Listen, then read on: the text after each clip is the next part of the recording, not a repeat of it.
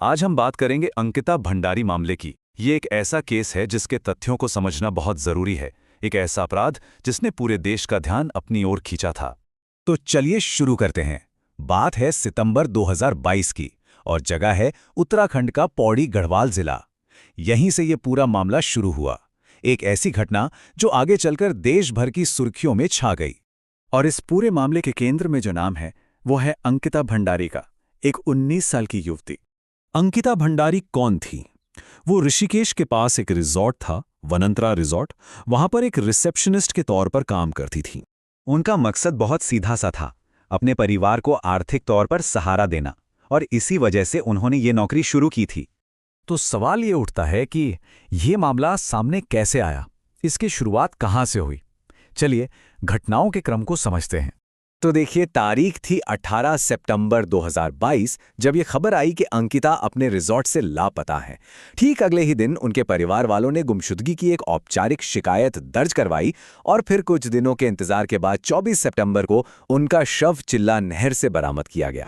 इसके बाद जो पोस्टमार्टम रिपोर्ट आई उसके मुताबिक मौत की आधिकारिक वजह डूबने को बताया गया। अब जैसे जैसे पुलिस की जांच आगे बढ़ी, इस केस से जुड़ी कुछ बहुत ही गंभीर बातें और आरोप सामने आने लगे।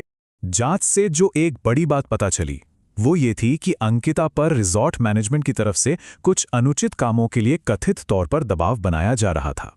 और सामने आई जानकारी के अनुसार अंकिता ने इन मांगों को मानने से साफ साफ इनकार कर दिया था। और कहा जाता है कि उनके इसी इनकार की वजह से अंकिता और रिजॉर्ट के स्टाफ के बीच एक सीधा टकराव शुरू हो गया था। इस मामले में पुलिस ने 3 लोगों को मुख्य आरोपी बनाया और उन्हें गिरफ्तार किया। पहला नाम है पुलकित आर्या का, जो रिजॉर्ट का मालिक था, और उसके साथ 2 कर्मचारी, सौरभ भास्कर और अंकित गुप्ता। गिरफ्तारी के बाद ये मामला अदालत तक पहुंचा और फिर लंबी कानूनी कार्यवाही का दौर शुरू हुआ। क्योंकि ये मामला काफी हाई प्रोफाइल था, इसकी जांच के लिए एक स्पेशल इन्वेस्टिगेशन टीम यानी कि SIT बनाई गई। SIT का काम था कि इस मामले की हर पहलू से निष्पक्ष जांच हो। काफी समय तक मुकदमा चला और फिर वो तारीख आई जब इस केस में फैसला सुनाया जाना था। तारीख थी 30 मई 2025। कोटद्वार की अदालत ने इस पर अपना अंतिम निर्णय दिया। अदालत का फैसला क्या था? तीनों आरोपियों पुलकित आर्य, सौरभ भास्कर और अंकित गुप्ता को हत्या का दोषी करार दिया गया। सजा के तौर पर तीनों को आजीवन कारावास सुनाया गया। इतना ही नहीं, अदालत ने पीड़ित परिवार को मुआवजा देने का भी आदेश जारी किया। तो अदालत का फैसला तो आ गया, लेकिन इस केस ने अपने पीछे कई बड़े सवाल छोड़े। ऐसे सवाल जिनका ताल्लुक सिर्फ इस एक मामले से नहीं बल्कि पूरे समाज से था। इस मामले को लेकर लोगों में बहुत गुस्सा था। इसका नतीजा ये हुआ कि उत्तराखंड समेत देश के कई दूसरे हिस्सों में भी बड़े पैमाने पर विरोध प्रदर्शन हुए।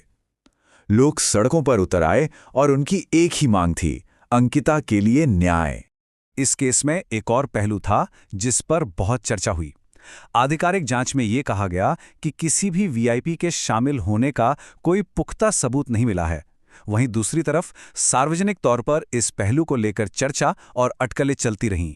अंत में अंकिता भंडारी का ये मामला हमारे समाज और सिस्टम के सामने कुछ बहुत ही बुनियादी सवाल खड़े करता है, जैसे कि कार्यस्थल पर सुरक्षा, खासकर महिलाओं की सुरक्षा के क्या मायने हैं और हमारी न्याय प्रणाली कैसे काम करती है। ये कुछ ऐसे सवाल हैं जो इस केस के बाद भी विचार करने के लिए हमारे सामने हैं।